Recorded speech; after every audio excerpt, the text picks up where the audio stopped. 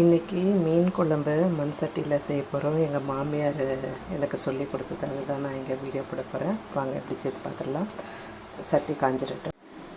சின்ன வெங்காயம் ஒரு 10-15, 2 தக்காளி, பூண்டு ஒரு 10 பல், புளி நல்லா ஒரு 2 எலுமிச்சைப்பழ சைஸ் அளவுக்கு ஊற வச்சுருக்கேன். சட்டி காஞ்சிருச்சு, எண்ணெய் ஊற்றிக்கலாம். எண்ணெய் காயட்டும்.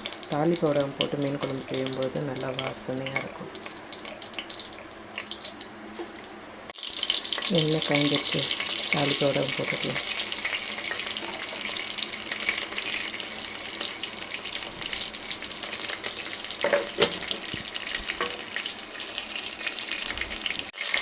ரெண்டு பச்சை மிளகாய் போட்டாச்சு.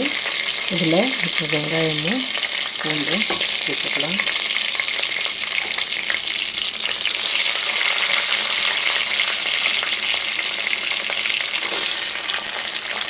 சின்ன வெங்காயம் எடுத்து போட்டிருக்கேன். சின்ன வெங்காயம் போட்டு செய்யும்போது குழம்பு நல்லா டேஸ்ட்டாக இருக்கும்.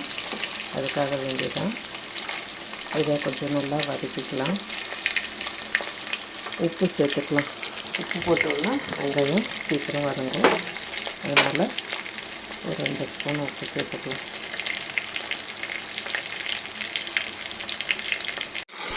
வெங்காயம் பூண்டெல்லாம் நல்லா அந்த 10 வந்ததுக்கப்புறம் கட் பண்ணி வச்சுட்டு தக்காளியை போட்டுக்கலாம். நல்லா வதங்கட்டும்.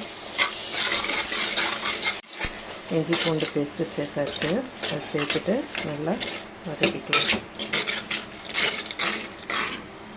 ஒரு கைப்பிடி அளவுக்கு கருவேப்பிலை, ஒரு கைப்பிடி கொத்தமல்லியும் சேர்த்துட்டேன். நல்லா வதக்கிக்கலாம்.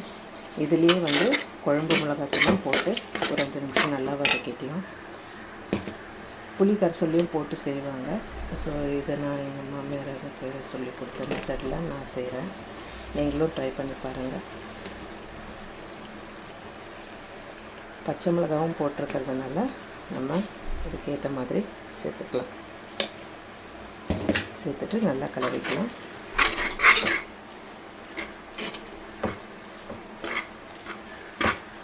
ஒரு 2 நிமிஷம் நல்லா அப்படியே எண்ணெயில் நல்லா வதங்கட்டும். கலந்துட்டு வரும். ஸோ நல்லா வதங்கி எண்ணெய் பிரிஞ்சு வந்துருக்கு பார்த்தீங்களா? இந்த நேரத்தில் நம்ம புளி கரைசலை இதோடு சேர்த்துக்கலாம்.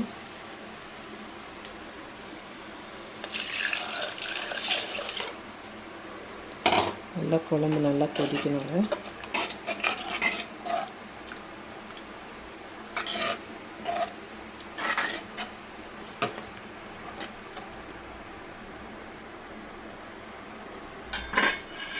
இது கவலை மீனும் டூனா ஃபிஷ்ஷு மஞ்சத்தூள் உப்பு போட்டு கழுவி எடுத்துக்கலாம். பாருங்கள், குழம்பு நல்லா திக்காயிடுச்சு. ஸோ இந்த கண்டிஷனில் நம்ம மீன் போட்டுடலாம். மீன் சேர்த்துட்டு ஒரு 5 நிமிஷம் கொதிக்கிட்டால் போதும். இந்த மாதிரி பாருங்கள், ஒரு மீனை சேர்த்துக்கிறேன்.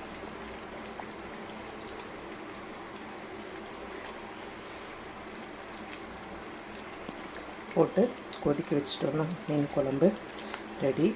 முன்னாள் செஞ்சு அடுத்த நாள் சாப்பிடும்போது உண்மையிலே ரொம்ப டேஸ்ட்டாக இருக்குங்க. நீங்களும் ட்ரை பண்ணி பார்த்துட்டு எப்படி வந்துச்சுன்னு சொல்லுங்கள். எல்லா மீனும் சேர்த்துட்டோம் பாருங்கள். ஸோ இதில் இன்னொரு நாள் மாங்காய் போட்டு மீன் குழம்பு எப்படி செய்கிறது அப்படின்னு பார்த்துடலாம். வாசனை சும்மா கமகமன்னு வருதுங்க. நீங்களும் ட்ரை பண்ணி பார்த்துட்டு எப்படி மீன் குழம்பு வந்துச்சுன்னு கமெண்ட்டில் கமெண்ட் பண்ணுங்கள்.